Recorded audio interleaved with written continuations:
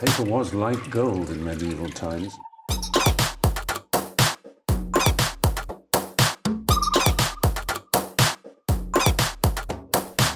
Oh, not tobacco. Sugar. That everything we thought we knew about the world might turn out to be completely wrong.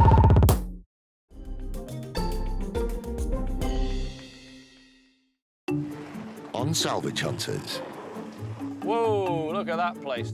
Drew finds a honeypot location full of period antiques and classic cars, but is the owner his worst nightmare? I'm just frustrated. Not making a deal is just as good as making a deal sometimes. You know, it's the chase, you know, really. He gets a once-in-a-lifetime opportunity to bid for some jet engine salvage. This is taking salvaging to a whole new level. But can he whittle down their prices? An older seat like this in this conditions, around about $5,000 is the going price for it. And there's an encounter with Britain's weirdest dad. Your kids must be traumatised. But can he turn Drew into a superhero? You can try that one as well if you want to. No, you're all right. I'll leave the rubber suit to you. Drew Pritchard is one of Britain's leading decorative salvage dealers. Hello? You have got the best place in the whole world.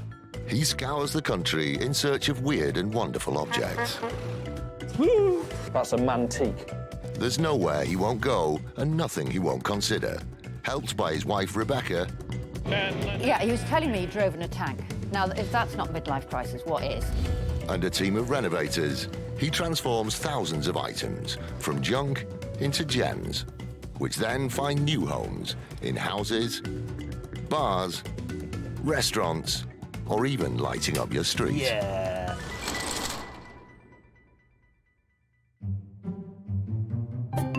It's business as usual at Drew Pritchard's shop in North Wales, where eclectic antique finds reign supreme. Ah, now there's some wood I wanted you to use. The customers are flocking. The phone is constantly ringing. Good afternoon, Drew Pritchard's. Well, it's been non-stop. There's been sales upon sales this week. And Drew's wife, Rebecca, is overseeing a very important delivery. By hook or by crook, Jesus will be with you on Saturday. So we sold Jesus, and he's going to West Sussex. Let's load Jesus. Recently rescued from a convent school in Cheshire, Jesus is about to take up his new home in Sussex, where he's been bought by a collector of religious artifacts. But he seems reluctant to leave. He can walk on water, but he can't get over that. Should have been there in the first place. Jesus has left the building. For Drew, it's time to hit the road in his quest to discover the next salvage revelation. The shop looks a bit dead now, not having Jesus lying around here. So I've time for me to get back out on the road and see if I can hunt down some more stuff. Drew and Julian are on a 5-hour journey south to a scrapyard in Devon. And as usual, they're arguing with the sat-nav. Oh, no, you haven't. You have. What? What? Go the right way? You're pointing us over the road, but don't you? No, this is it. Gentleman's name is Ralph. Yeah. And it's in an old house? Yes, with the yard all the way around it.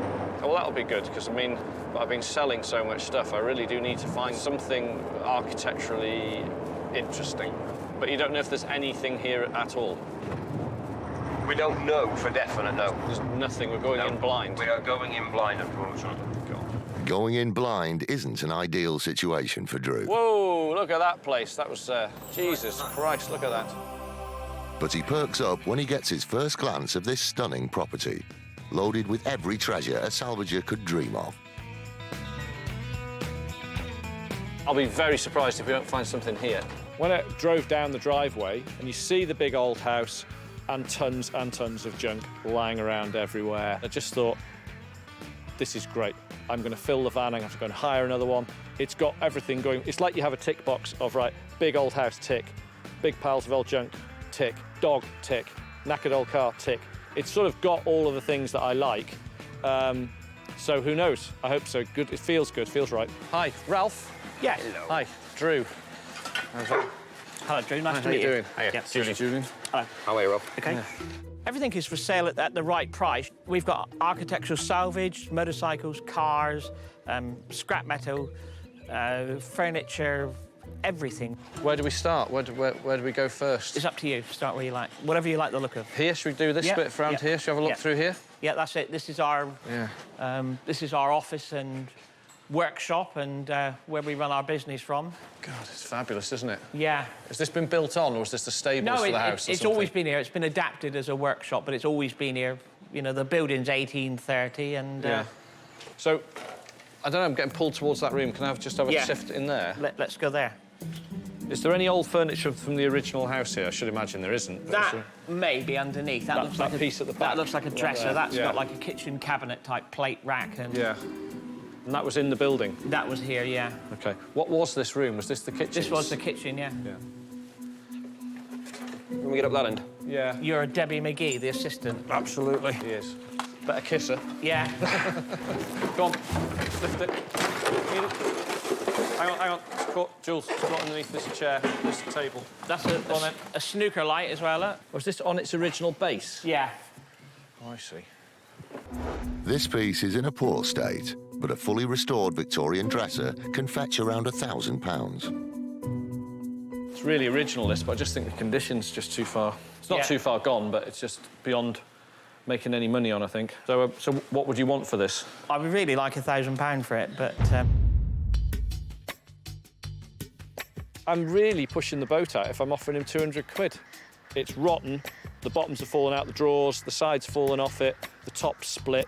It's full of woodworm. Some of the drawer fronts are missing and half the handles are missing. But I really wanted it. Is it really £1,000? I'd like £1,000 for it, but Really? you can always bid me how far apart It would be hugely insulting, so I'm probably not it's going OK, to. I don't mind. You can insult me, it doesn't matter. Unfortunately, we're going to have to leave that where it is. Yeah. It's a really nice thing, but there's a huge disparity between what I can give you for that and what you want for it. Yeah. Yeah. Furniture prices have dropped quite a bit, especially brown, old-fashioned furniture. There's only certain items that make, you know, a really good profit. Some of the stuff we got to keep and maybe never get our money back for. It's Drew's worst nightmare. The room is loaded with exactly the type of period furniture he usually buys.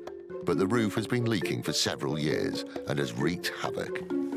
Everything in that room is, for want of a better expression, knackered. All of it is just finished. The roof is leaking directly onto everything underneath. It's damp, it's open to the elements. Keep spotting things and going, oh, look at that, and then there's half of it's missing and... Oh, Jesus. I'm just looking at marvelling at all these motorbikes you've got lying around everywhere. Yeah, they're up there for security reasons as well, and I like to look at them, you know. I like the little bits of glass sticking to them. Yeah, very reflective. Yeah, little old cat's eyes. LEDs. LEDs, yeah. Early LEDs. Yeah. Right, let's go into the house now and... Drew heads inside the main house. Getting inside country houses is a big deal. Often off limits, this is where the good stuff is usually kept. Come on. Right, this is... Ooh, good. Yeah, there's stuff... my home. So, there's stuff everywhere here. Yeah. Wallop, it's just bedlam. There's stuff piled up. The scaffolding in the hallway with stuff on top of that. There's piles of furniture. There was, you know, right against the side of us, there was these two sort of Gothic altar rail sections. I don't know where he's got those from, but they're not that old. These pieces probably date from a church built in the early 20th century and could bring around £120 each. Don't I get the ball around 100 quid? It's not. It's really not worth any more to me because it's just a couple of bits. I just thought, you know, get the ball rolling. Yeah. Don't feel obliged, but no, you know, I would sell it. I'd really want like £100 per piece, you know, or we may negotiate in the middle. But you can always think about it. Yeah, no, I've got to see a profit in it. That's the thing. I've got to see some money in it. I don't really like to sell them, as you can probably tell by the prices. You know, they're just lovely things. You know. What's this then? A bollard. Fallen tree. Road closed. This would have been lit at night. What sort of money would you see? I'd want £1,000 for it, you know, because that is really old. The road closed bollard didn't excite me, and then it excited me even less when I found out it was £1,000. So yeah, that was like. Most of the stuff I sell, I like to double my money at. I try and buy at bargain prices and sell it double, you know, 100% markup, you know. Is it interesting? If fully restored, these Victorian hall chairs could sell for around £250 each. I do quite like them. What can you do them for? To be honest with you, I paid a lot of money for them, whether... Yeah, in this condition. I paid about 400 or 500 quid for the 3. You're never going to get that back. No, I know. You're never going to get that money back. I would imagine that me and Drew are probably the same. You only buy something that you can basically double your money on, or maybe even more, or buy something because you like it to keep. So this is Georgian again. Yeah, it's all right, isn't it? It's just a writing desk. Complete Georgian writing desk can sell for at least £500. But in its current state, this one is worth much less. Price again? I don't know. You have to bid me. No, go on. I've done the last 2 or 3 and you've knocked me back. I'd like 500 quid. 500 quid. OK. Yeah. No, we'll leave that. Yeah, it is for me. Yeah. It's for me. Just because you leave something in a hallway for 50 years and it's rotten doesn't make it worth more money. If I can't buy anything in the next half an hour or find some common ground, we can try and do some deals, we'll have to walk away, which is a hell of a shame because this is just I mean, look at the building. It's just a honeypot full of stuff. There's so much stuff here. There is acres of stuff, but we need to have a little bit of a reality check on the prices. Unless things change, it could be time for Drew to cut his losses and leave. Parking meter. Parking meter. London parking meter. No, not for me. No money left on it. No, expired. They've not quite fallen all apart yet. After an hour of looking around, Drew's original excitement has completely evaporated. I'm just frustrated. Coming here to deal with Ralph. He's a nice enough guy, but as soon as we got down to money side of things, just like, whoa, we're just living on 2 different worlds. The condition of the stuff is at best appalling. It's just knackered.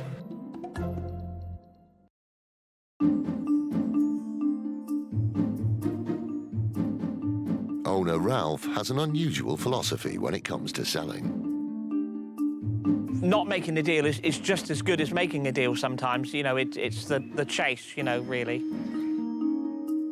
Drew needs a strategy. Plan of attack today is to find something Ralph is not so attached to and get him back down to earth, really, on his prices. We got lots of signs here.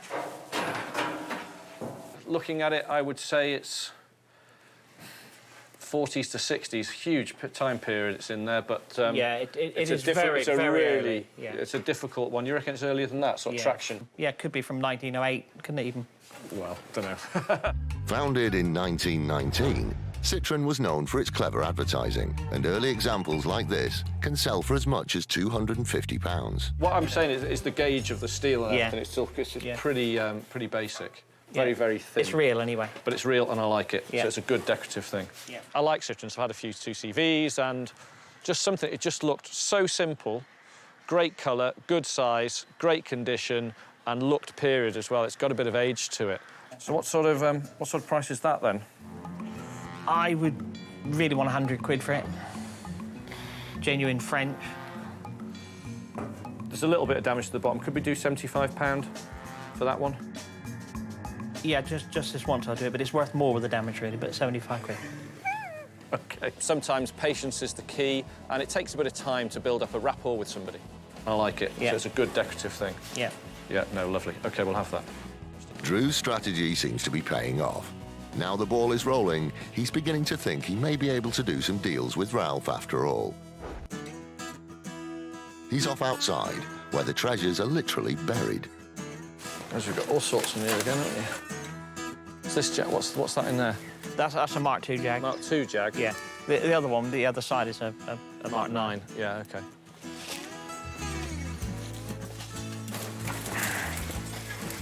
You're really discovering them, aren't you?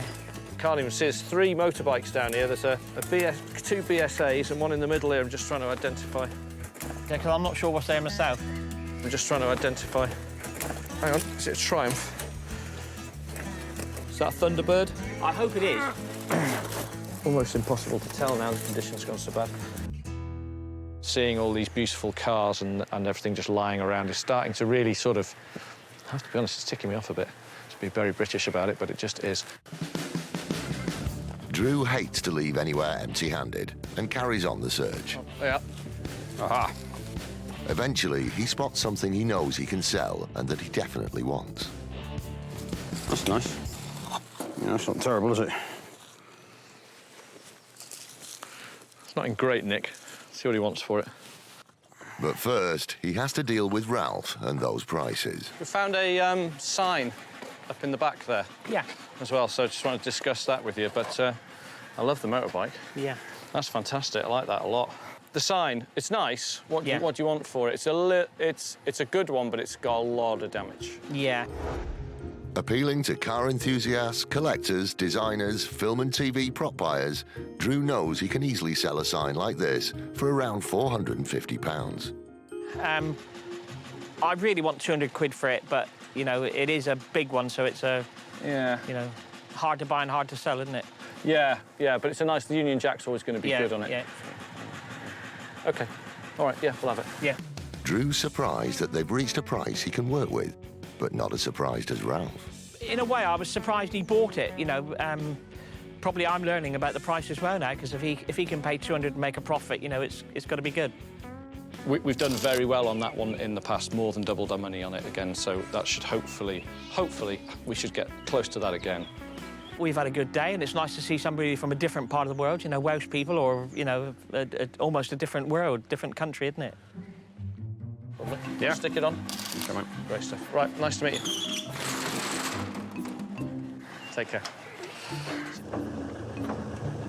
So how do you think that went? Didn't get enough. No, but 2 signs ain't going to pay the bills. No. To be honest. It just wasn't happening today. Didn't happen today.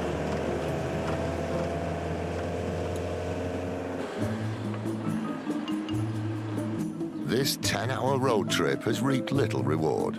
Drew and Julian arrive back at base, and they're not looking forward to explaining an empty van to the waiting team. Hello. How you doing? Hello. Bonjour. How's everything going? Yeah, great. Sold anything? What do you mean, no? Sunbathing and reading the paper. Well, yeah, no change there, then. Nothing there. That's rubbish, isn't it? Nothing was going cheap, but I got this off him, and £200. I'm confident we're going to double our money on that. If you can just set to and polish that, please, Gavin. And from the same guy's scrapyard, we got this, which I love this. Ah. How cool's that? Citroen. Citroen enamel sign. Yeah. Lasts longer than the cars. All right. Come on, don't milk it, get on with it. Why don't you sod off and It's not fine restoration. Throw a bucket of water over it, come on.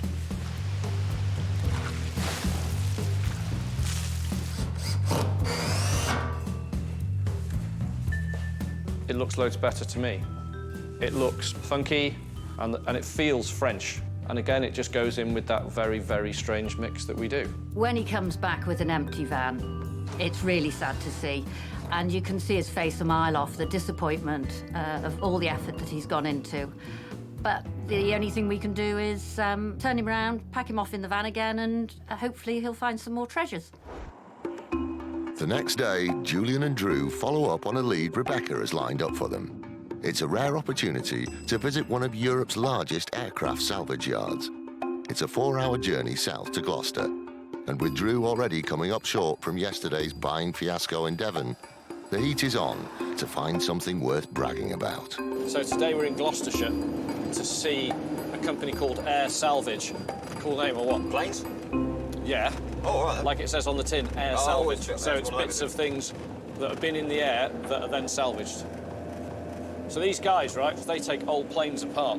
Apparently, people can still fly a plane in, and then they take it to pieces carefully, properly, and sell the individual pieces off. It's really exciting. What could we find? God knows what. As long as they don't want me to fly anything, I'll be all right. Yeah. Don't like flying. All right. Yeah. I do fly, but it's just massive amounts of drugs and gin. There's nothing wrong with massive amounts of drugs and gin. Yeah. 2 Valium and a gin and tonic, and I'll fly anywhere. Blimey, that's huge.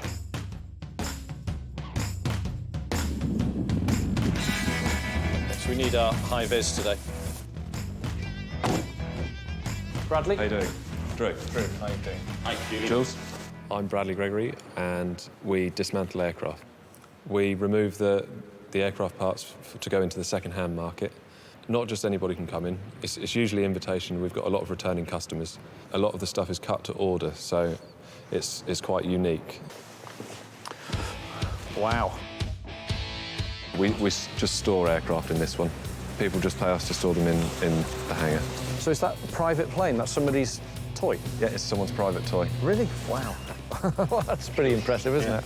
What I'm looking for here is something real oddball, something you're not going to expect. And it's taking something that is obviously from a plane and then being able to use it in a commercial or domestic setting. So something that you think, God, that's off a plane, but doesn't it look cool? So maybe like a door handle or a ceiling lamp or a chair or a piece of bodywork. Right then, guys, this is where the aircraft reach the final stage of their life. Blimey. That's a cool piece. Say, how much to cut something like that off? About £350. £350 for a whole wing of a... For 2 metres from the end. That's not bad, is it? You could make one of those desks, you make a desk out of it. You know, just mounting it on a wall, just a piece of art. It's brilliant. Really beautiful sort of sculptural really shapes, cool all the thing, pieces of these. It makes you want to buy a piece. There are incredible pieces everywhere, but Drew's keeping his ambitions firmly on the ground. I like the wheels as well. I think it's normally about £100. 100 quid for a wheel? Yeah. While I'm tempted to buy a great big piece of a jumbo jet, I have to be mindful of what happens here is then I have to get that cut up, I have to get it worked on, it's going to cost me money. That's no good. I need to find something that I can convert easily. So, something I've got a ready market for, chairs, lamps, something decorative. I've got people for that, I can sell it quickly. Wow, can we go up there? Is that into the cockpit? No? Yeah, that is into the cockpit. I don't know how stable it is. Yeah, okay. Wow. So where do we go? Wow, this is amazing. It's weird, because you imagine these things are going to get scrapped, but you don't really think about it. No. Walking through the sort of bare bones of the plane, it's like walking inside some sort of huge fish or a whale. You know, you can see the ribs of the plane. It's amazing, really. Though amazed by the engineering, this stripped-back cabin also gives Drew some justification for his fear of flying. That's the outer skin. Yeah. Is that the outside so of the really plane? Nothing. Yeah, that's the outside of the plane. That didn't sound very thick, mate. It's not. It's probably only a 2 to 3 mil thick. That's it. That's it. That's the outside. It's me not flying again. You don't fly anyway. No, that's true. So this is what a dead aircraft looks like. This is it. Now this is the end of it. It's like this is finished. Yeah. You're going to cut this one up. This one's going to be cut up. So we're going to cut the front section from this to make a training program. So what, like a flight simulator? A flight simulator. It does have a very strange feeling wandering around inside a jumbo jet that's in bits. You never want to be in that situation, do you, really? So seeing it taken apart, disassembled, is very strange. You know, you're wandering around, it's slightly eerie. Is this all sold? He sold all this gear? All of the cabin interior on this is sold. This is taking salvaging to a whole new level. It really is. Yeah, let's take another look in the cockpit. And even though this plane is not going anywhere, the 40-year-old salvage hunter reverts to a 9-year-old boy and asks to go up front. It's really cool, isn't it? Where, yes, he pretends to fly the plane. But this is Drew Pritchard, and even whilst having fun, he spots some potential salvage. What seats are these? These are the cockpit seats. Exactly what I've been looking for. So it's a great big pair of pilot seats, co-pilot seats, leather, huge armrests, very funky base, loads of rivets, odd size, odd construction, strange looking. Got it all. That's what I'm looking for. Yeah.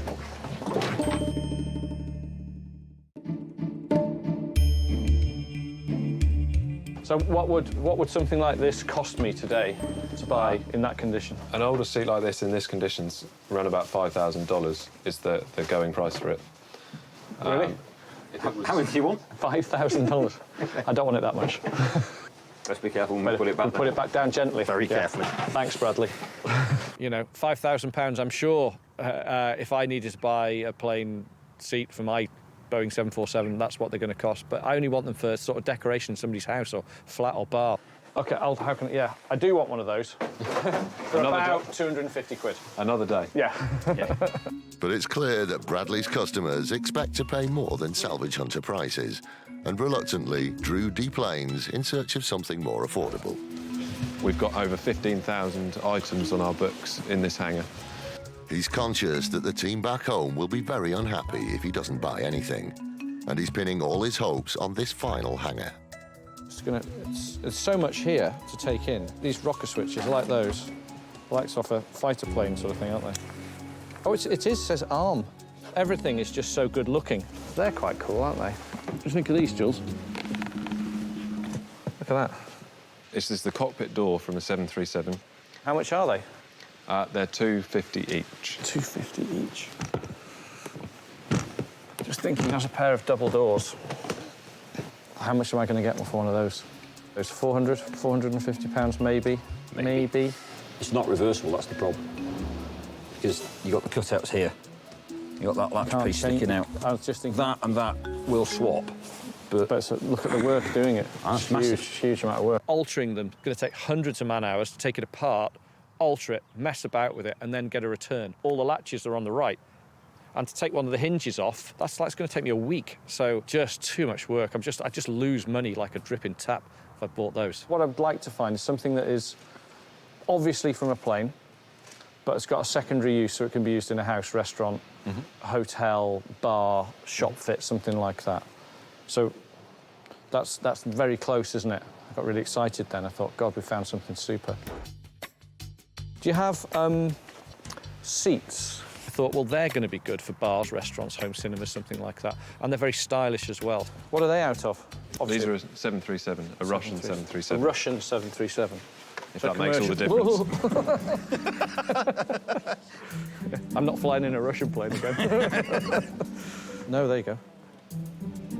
Oh, that's nice. How much is this one? This is 250. 250 quid.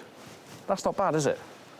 It's not terrible. Not terrible. It's not like that, but slightly more stylish. They're sort of not quite there, you know? They're not quite right. They're just not funky enough. Very comfortable. This stuff just doesn't have that edge to it. They look a little bit mundane, a little bit workaday. Because I'm looking for something that, you know, is not really their stock in trade. I'm looking for something very, very stylish, odd, weird, funky, you know, I can do something else with, and they're in the spares market. So it's two different worlds trying to sort of make sense of each other. What about bits and pieces like this? Hostess trolleys. No, I'm going to pass on those. These are from light aircraft. No, it's still not working for me. You? No, not at all. No. Cool. Nearly there. Nearly there. These are interesting, Bradley. I like the look of them. These are the galley trays. These go so these inside there? They go into the actual galley units. How much are these? They're 25 each. 25 quid each. But we don't have many, because they're quite popular. These insulated food boxes are exactly the type of thing Drew's designer and shop-fitting customers will like. They could easily sell for around £40 each, and they've certainly got Drew's creative juices flowing. My thinking is, you know, these things are great shop fits. And, you know, in your bathroom, you know, have just a stack of them, you know, just pile them all up to the ceiling. Very simple to fit together, very easy to attach to a wall. Great, so they were like a great find. I was hoping there was going to be lots of them. Is this all you've got? That's all we've got, just there, 3. Oh, OK. Oh, yeah. But they're really funky locks, aren't they? I think they're cool things. If I took, can I have 3 for 60 quid? £20 a piece? They're quite popular. Well, these aren't that popular. You've still got these left. Those ones are. Oh, I can take them away tonight. So what, is that a no, then? It'd have to be 25 each. Has to be 25. All in Yeah. for 3. I think Bradley is very, very governed on his prices. The prices are the prices. I don't think if you're buying the wing off of Boeing, they're going to haggle too much. So that's off today. Yeah. Yeah, fine, we'll take them. Okay. Yeah, no, for sure, we'll take those. I bought 3 little things. But you never know. He might phone me up and say, look, I've got another jet in. It's got 50 of these things in. Do you want them? It was worth going there for that, for sure. A good contact. And I saw those beautiful old planes.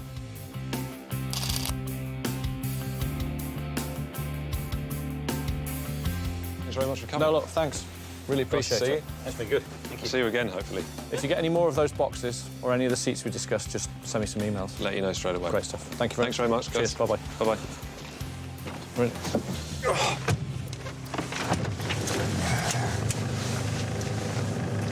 Happy? Over the moon. Because I'm with you. And you're my hero. Back in the van, Drew and Julian realised that 3 small boxes is not going to cut it back in Wales. Yeah, but I tell you what, we're going to get grief when we get back to the shop. What have you bought? What have you got? Rebecca's going to kill you. Really tough week. Really little reward. It'll discourage Drew for a short period of time, but he will bounce back. He'll come back from it, but he's going to be a bit down tonight, I think. And I'm going to be drunk. So they put off the day of reckoning, and rather than head back to the shop, they spend another day on the road, investigating a new lead in East Sussex. I'm afraid you missed out on the Peronis last night. Really? It was a Peroni night last night. Oh, my good God. I got into my bed, and it was like literally sitting in a marshmallow. It's like that. You can't move. It's been a tough week for us so far this week. We've travelled several hundred miles, and we've only picked up a few piddly little things. But Mark has just rang me, and he's come up with a really good lead. It sounds like he's got some exceptional stuff, so we're going to go straight round. They're off to battle in East Sussex to see Jeremy Trinder, a collector and budding inventor who has contacted Drew because he needs a clear-out. My family's always collected things, so I've been brought up with it. So it's, you know, it's just carried on from there, really. It just seems a natural thing to do. He's got, and I'm not joking, a Batman suit he made himself for himself. The kind of stuff that I'm drawn to and enjoy are kind of one-off pieces which are slightly unique, slightly off the wall, a bit out there. He collects all manner of stuff. There's no real rhyme or reason to what he collects. A weird mix of stuff. But he might have something. This must be it. That's lovely, isn't it? Look at that. Jeremy. Hiya, Drew. Hi. Nice to meet you. How are you? All right? Very well, thank you. Yeah. Hello, mate. This is James, my son. Hello, James. Hi, James. We've got a lot of stuff, and it's just time to get rid of some now and make some space. Otherwise, we're going to end up like sort of hoarders, and that can't happen. See, you've got a lot of stuff lying around. We might as well start here, if you like. Yeah, sure. Have a look. Let's have a look.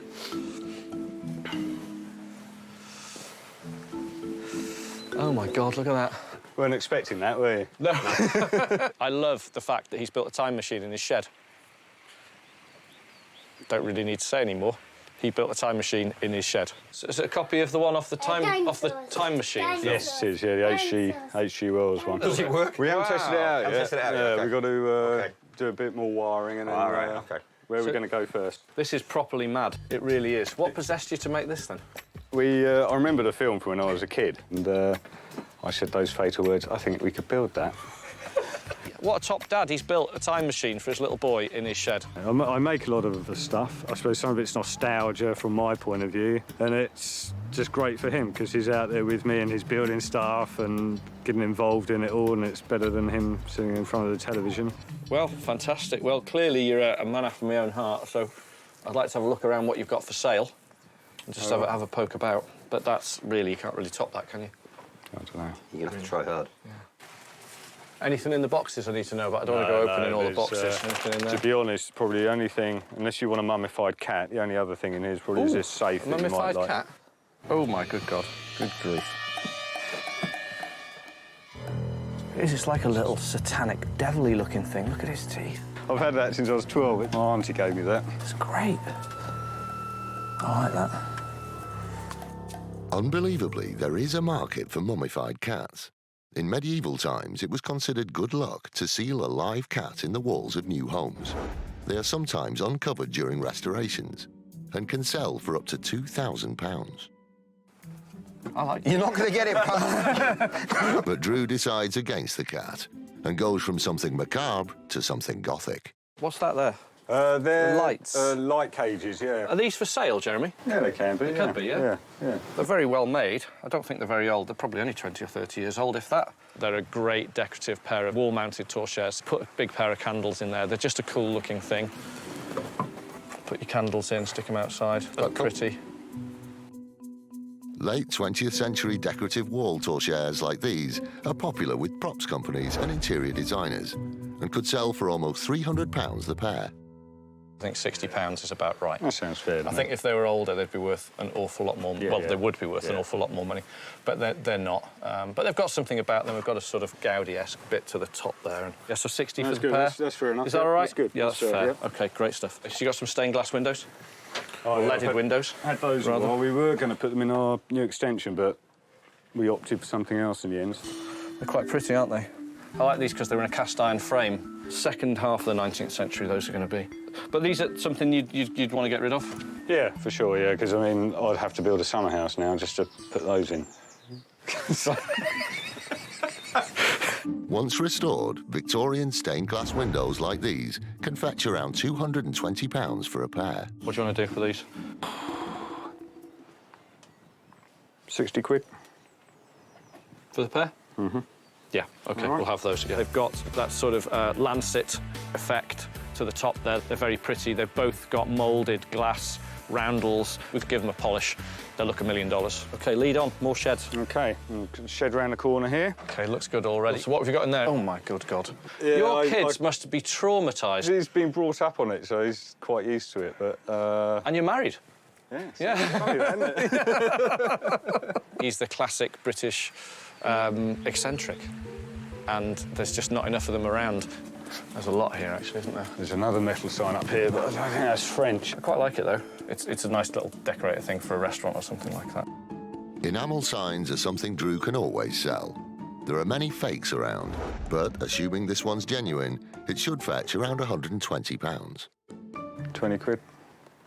That's more than fair. Just a good little decorated thing. For a pub, restaurant, that type of thing, that's probably where it's going to end up. Some more of this fairground stuff up here. So what do you reckon? Is that same again? Same sort of price? Yeah, around. Yeah, I think that's 20 there. quid. We take it for that. So what's this, then? That was for a Halloween party that we had, and basically there was a light. There's a light that goes inside it, a plastic brain that goes inside the jar full of water, and then a pond pump which bubbles, so it lights up green, and the water bubbles away. So it's part of a Frankenstein prop display that we did. It's teaching aid one, aren't they, these? They again were for the Halloween thing. You really good. I just wanted a couple of skeletons, really. Yeah, of course you do. Yeah, I'm quite into the Halloween thing because I like that aspect of the unexpected for people. You know, they come here and they'll be like slightly like, ooh, like that, but then yeah, that's good. Green Goblin. Green Goblin helmet. What, for people? Yeah, the padding's not in there, so be careful. Oh, and actually, if I press this button... It hurts, actually. Oh, my good God. Sorry, it was a...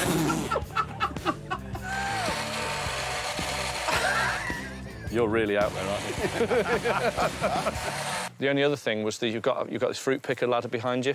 Yeah, I've got another one just up there, it's a bit shorter. Agricultural antiques like these fruit pickers' ladders are very rare. After restoration, Drew could sell these for around £220. OK, so what do you want to do? Are they for sale? They can be for sale, yeah. 20 quid each. Oh, yeah, that's fine. They're good decorative pieces, aren't they? So I'm really glad I called in. I didn't think we'd get anything. And he's got loads of stuff in the house he wants to show me now as well, so I want to get in there. Not only are the prices great, but Jeremy's taste coincides perfectly with Drew's. What a great-looking place. Thank you. They're ahead of the game in so many respects with what they're doing, whether they realise it or not. Their whole look and their combination of their antiques put together in modern settings, in modern ways. It's brilliant. Really, and it's natural. They've just done it because that's what they like. To see one that's just evolved like that, because he just likes 1950s-inspired sci-fi, and he likes skeletons, and he likes antlers, and he likes period-old furniture. This chair, is this something you'd sell? Yeah, no, that's something we'd get rid of. We've had it probably 12 years. It's just a great shape. Is it a club chair, Club isn't it? chair, yeah. Ow, oh, my knee. OK. It's had a lot done to it. Half the frame's new. With something like that, I just can't help myself. As soon as I've seen it, I'm like, well, I know who I'm going to try and sell it to. Do it straight away, stop messing about.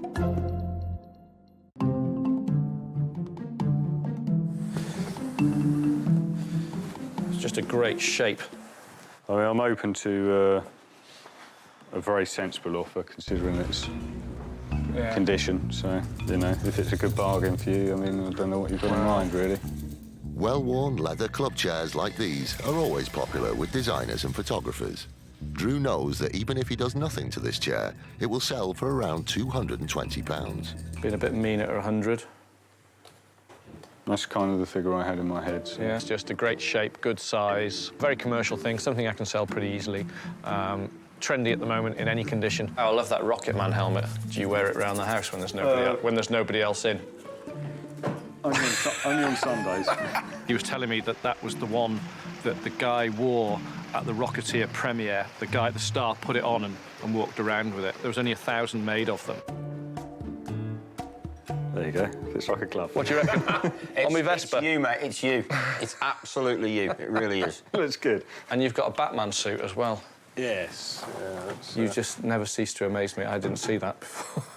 So you got a time machine and a Batman suit. I made the majority of it. The cowl came from America, and it's all wearable. Halloween. Do you wear it? I did last Halloween, yeah. Halloween's a big thing in your life, isn't it? You can try that one as well if you want to. No, you're all right. I'll leave the rubber suit to you. And that owl's cool. Inside, it's all rigged up so that the wings will flap. Like a robot inside. And the head will turn, so it's a... I thought it was the owl was a shop display thing, but Drew had a look at it and he seemed to think that it was more of a film prop. So I'll have to do a bit of research on that and see what it could be from. Do you pay a lot for it? I think it was 200. That seems really cheap. It's just so beautifully put together in the back, all those air rams and pumps. You can see the rams working inside. Just need a tiny little compressor, tiny little thing like that, and you get this working. I'll happily give you a profit on that if you want to get rid. I'm sure you don't want to sell it, but... It's one of Sarah's favourite pieces, I'm No, afraid. it's lovely. You know, I'd happily... Would I double your money on it? I'd probably get very close, I think. Okay. Just as it is. Yeah. You know, just buying it in to do it, to fix it up. I don't think she's going to go for it. But... Can't blame her, I wouldn't. I think he's dropped incredibly lucky on something there for a couple £100. What a great thing. OK, here's the spare room, Drew. All right. Which, as you can see, is a bit cluttered. Yeah. I think these have become quite... Yeah. I was going to display them.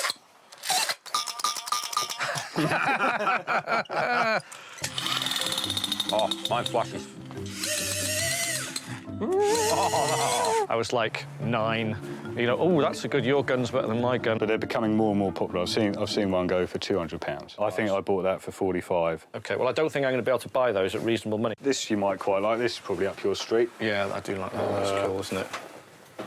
Yeah, I like that. Very original. Untouched. You put that on there and they just calibrate your eyes or something, don't they, to it? They move these. I have had that. It looks like a face, you know, when you turn it on its side.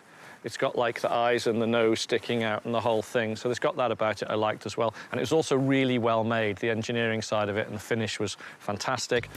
Antique optical instruments like these are popular with a small number of collectors, window dressers, photographers and prop houses. This example could sell for around £240. I'll go straight in with the highest bid, 50. OK. Yeah? Yeah. What's that? Okay. That's sound activated. Ugh. That's disgusting. Did that terrify you? They were just fascinated by it. I think it's brilliant. Oh, I like that. Are they foxes' skulls? They're foxes that I put in a box there. But where did you get the skulls from? They're just found on walks. Yeah. Yeah, I like those. And you've made the little box for it.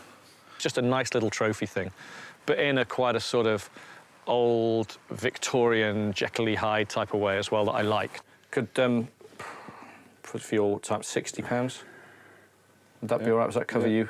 Yeah. No. You can go and find some more skulls. Well, I've already started the next. Next one. God, you've got a lot of dead foxes around here, haven't you? This just fits in with everything we do, so my regular customers are going to go, yeah, I like that. You can have the other two. Are you sure? Yeah. Really? Yeah. Oh, that's good of you. That's great, because that one's... I think these could be mounted on the wall as well, couldn't they? I had a really good day today here with Drew and Julia, and they've been good fun, and yeah, it's been an experience, and I've enjoyed it, yeah. I mean, yeah, initially I was just like, I just thought, oh, it's just a little house call, we might get the odd bit, but to get a big pile of stuff and to see all his cool stuff and to meet his family was great. I really liked it. What do you reckon, James? How much would you want? A quid? I can't give you a quid. OK. How about £10? £10? Mm-hmm. Does that sound good? Is that a deal? Thanks, James. I'll take that for £10. Thank you, mate. James is tough. He's a hard bargainer. He got from me from £1 to £10 like that. Brilliant. He's a great guy and he's got some mad gear. Really has.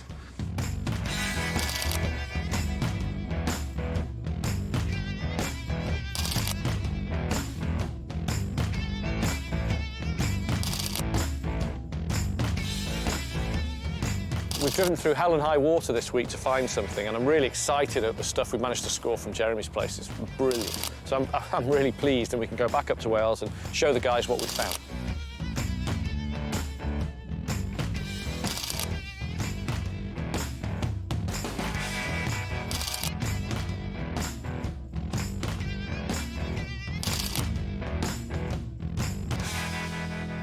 Jeremy, nice to meet you, Drew. A real pleasure. I have enjoyed it no end. I've enjoyed it too. What looked like a bad trip turned out okay, thanks to Jeremy. Drew now has a van full of unique and quirky items. He heads back to the shop confident that his salvage hunter reputation is well and truly intact.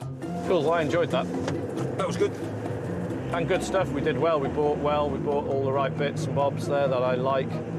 Some real oddments. I keep trying to buy normal stuff. I just can't do it. He's made for this trade. I was going to say, he's made for the trade because he's slightly not quite with us. You know? Back in Wales, the team gets word that Drew's heading back with a van full of goods. They clear the decks ready for the new stock. Marky's got tons. He's got half a van full.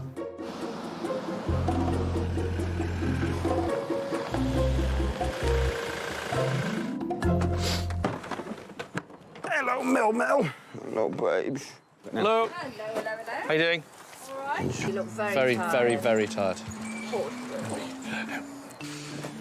There you go. Fruit picking ladders, Gav. Neat for restoration. Loads of different bits. Testing your eyes on. But it's cool, isn't it? That's cool. Sort of sculptural sort of look to it, so I quite like that. Just needs a clean. But it was a strange collection of stuff. These are good. I'll have to restore these. Shop, pub, restaurant thing. It's always open. It's open. Closed. This, we won't restore this. We'll sell it as it is. Careful. Gavin, careful. Whoa, you're going to rip it. Careful. Well, I know you haven't come back with a van full, but... It's all good stuff. It's all good stuff. And in a matter of days, the chair from Jeremy Trinder is bought by an advertising agency who run a trendy multi-use venue in Sheffield's regenerated Kelham Island. The team have what they wished for, plenty of work to keep them busy and a shop full of stuff. Ding, ding. There's the shop. Drew and Julian set out on the road once again. This time they're passing Sheffield, so Drew takes the opportunity to see where the chair from Jeremy ended up. He's visiting designers Tim and Sally, who've used it in their latest project. The Chimney House is a meeting room, it's a meeting space for businesses, and then by evening we transform into a pop-up dining hall. Tim. Drew. Hi, how are you? Good to see you. In the area, thought I'd call in. Sally. Hi, nice to see you. Ah, there it is. There's the chair. That's it. Hey, looks good. It really complements what we do in here, so yeah. It looks the part, it feels the part, it's tactile, it's interesting. People just instantly flock to it because they want to know what it feels like, what it is to sit in it. What I like about the chair is that not everybody will like it. It creates an interesting talking point. It looks good there. It does look the part, doesn't it, in the corner there? Yeah, it's nice. Coming here today and seeing our stuff in action, being used, makes what I do seem real. It makes sense of it. And we so often don't see where it goes. So it's nice to see where it's being used, and in a really modern and funky application. Couldn't be any better.